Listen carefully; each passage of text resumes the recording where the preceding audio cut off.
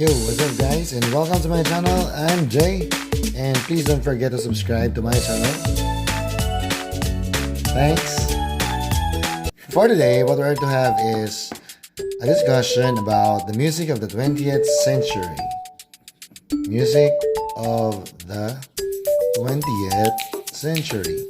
So when we say music of the 20th century, we're referring to the time period from the 1900s up to 1999. But basically, we'll talk about the music that started in the early part of the 20th century.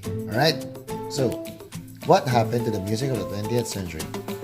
Okay, the music of the 20th century started as a continuation of what happened in your Western music with classical, romantic, and so on. Now, in the 20th century, it has a close relation to what happened in the arts of the 20th century.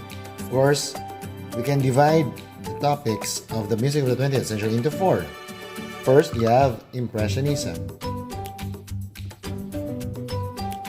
The next one is Expressionism. The third, we have the electronic music. And the last is chance music. So these are the four main topics or subtopics of the music of the 20th century. Let's start with the first one, the Impressionism. Impressionism, just like in music, or it's like in art, wherein the art is somehow blurred. Like in an example of artwork is Claude Monet's Impression Sunrise, wherein the edges are not clear, the image is not clear, and that's the effect of Impressionism. So how can we make blurred music? So when we say blurred in music, that means that the tone is not that clear, meaning it uses the style of a tonal music. So the tone is not that clear, it's not easy to get the tune of the song. So that is a tonal music. That is Impressionism. And talking about Impressionism, we have the main composer. We have Claude Debussy. Claude Debussy is the famous composer in the period of Impressionism. And after him, we also have Maurice Ravel, who composed Bolero.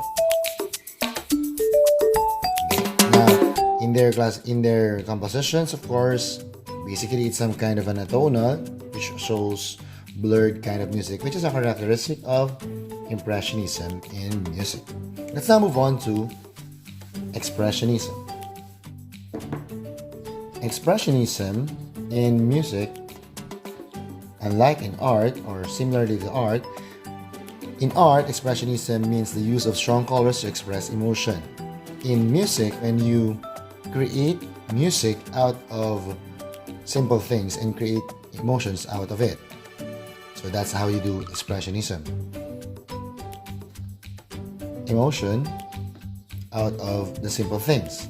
It's like what you do now at present when you make hugot. Now, an example of a composition that was made in the Expressionism time is the one created by Felix Mendelssohn.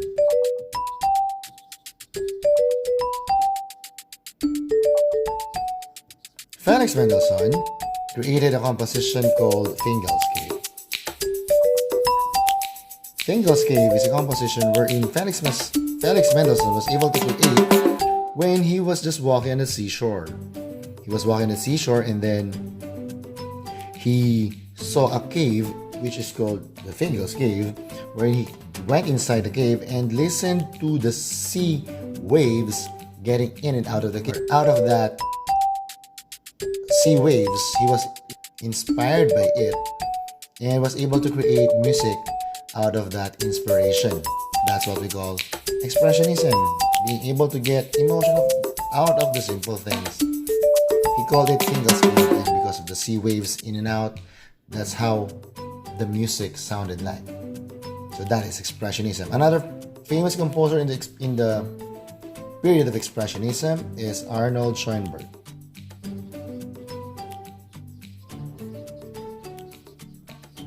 Arnold Schoenberg. Okay, so that's Expressionism. Now let's have chance music. Chance music, from the word itself, a kind of music that is created by chance. A famous composer in the style of chance music is John Cage. John Cage, one of his compositions is called 433, which is created by chance. So how was he able to make a music out of chance and create 433? He randomly placed rests in the musical sheet, thus creating a composition that lasted for about 4 minutes and 33 seconds. So since he used only rests, what do you expect? Yes, complete silence, but of exact silence, 4 and 33. So that is John Cage. Chance music doesn't always need to be silent. He was just able to make music by randomly placing rest in the musical sheet. But you can also do other compositions by chance, like when you use dice, for example, rolling the dice and then assigning notes to the sides of the cube, you can make music out of it. That's because of chance. So that is chance music. And our last topic is called electronic music. Electronic music. Electronic music started when instruments that can create electronic signals or sounds started to come out. What happened? Of course, there's a revolution of the kind of music that was created. A different sound, a different kind of music that can only be produced out of those instruments. That is electronic music. We have several apps that can be installed in your computer or even your mobile phone. Electronic music are applied now, such as creating EDM or electronic dance music, or techno music, which are used in creating dance music or house music. Electronic music is still used nowadays. It's very evident in the kind of music that we have now. Another topic that we can include in this is canon. Canon was made by the traditional musicians because of the rise of the electronic music. They were thinking of what they can do something in reaction to electronic music. So they were able to have a canon. So canon is just like a round song wherein you sing a song with your friends, but you do not start at the same time, with different intervals. So it's just like row, row your boat. You can do that in a round song wherein one group starts early, and when this group is in the middle, the next group will play the song or sing the song, and then the third group will sing the song when this group is already on the middle part of the song. That's round song. So when you do the canon, it is done by playing a song instead of just singing it, because we are talking of musicians. They will play a song not at the same time, but they will be playing the same song. So that's canon as a response to electronic music.